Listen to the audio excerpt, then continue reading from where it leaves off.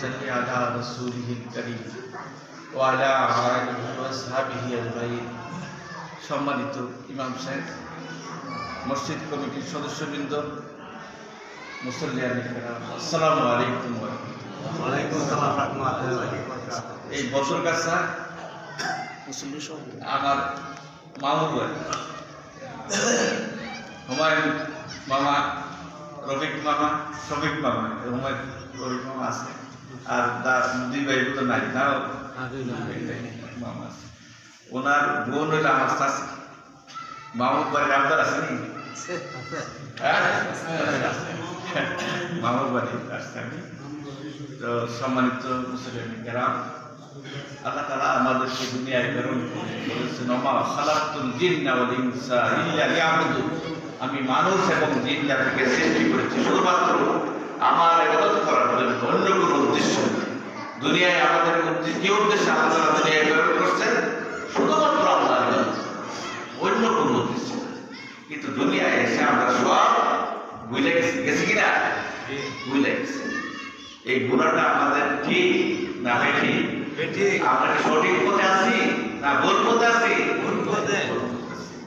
আল্লাহ তাআলা বলতেছেন সূরা হাসরের 7 নম্বর আয়াতে, ওমা আতাকুমুর রাসূল ফাখুযুহু ওমা নাহাকুম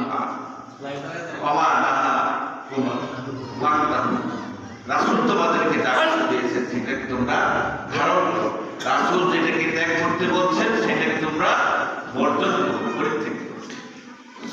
সূরা ফাতিহা যে আমরা পড়ি, সূরা ফাতিহা ছাড়া নামাজ হয় না, হয় না, হয় না।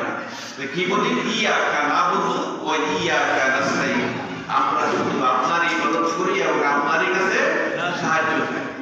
ইহদিনাস সিরাতাল মুস্তাকিম, আমাদেরকে সরল সঠিক পথ দেখান, যেই পথে চলার কারণে আনআমতা আলাইহিম, যাদের প্রতি আপনি রাজি এবং খুশি হয়েছেন, দুনিয়ায় থাকতেই তাদেরকে জান্নাতের সুসংবাদ দিয়েছেন, তাদের পথে আমাদের পরিচালিত করেন, তাদের পথে আমাদেরকে চালান না।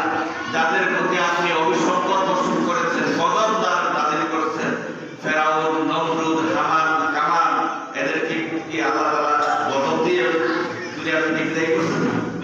তাদের পথে আমাদেরকে চালান না। এটা হইল সিরাতাল মুস্তাকিম।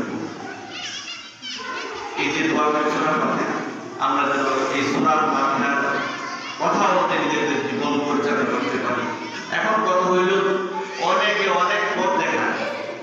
আল্লাহ তাআলা বলতেছেন যে এই কারণে বললাম সূরা হাসরের 7 নম্বর আয়াতে, রাসূল যে তোমাদেরকে যে পথটা দেখাই গেছেন সেই পথে তোমরা চলো।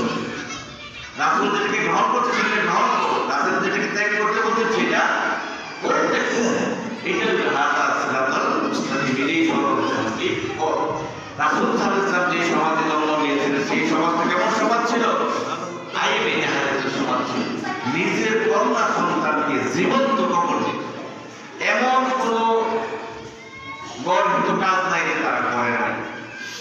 মারামারি, কাটাকাটি শুরু থেকে একেবারে যত অন্যায় সমাজ থেকে রাসূল পরিবর্তন করে দিয়েছেন, সেটা নাই দেখছে কি সাধারণ দিয়েছেন হাতে, সেই হাতে রাসূল সাল্লাল্লাহু আলাইহি ওয়াসাল্লাম বলছেন, তারা তুমি মামলা রাসূল, আমি তোমাদের মাঝে দুইটা জিনিস রেখে গেলাম, এক আল্লাহর কোরআন, দ্বিতীয়ত রাসূলের সুন্নাহ।